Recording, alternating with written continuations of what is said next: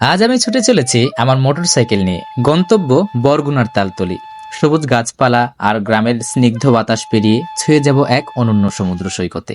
তালতলির এই সৈকত এখনো পর্যটকদের ভিড় থেকে অনেকটাই দূরে, ঠিক যেন প্রকৃতির গোপন রত্ন। এখানে নেই শহরের কোলাহল, শুধু ঢেউয়ের ছোঁয়া আর বাতাসের কানে কানে ফিসফাস। সৈকতের ধারে হাঁটলেই মনে হবে আপনি যেন নিজেকে হারিয়ে ফেলেছেন এক শান্তির জগতে।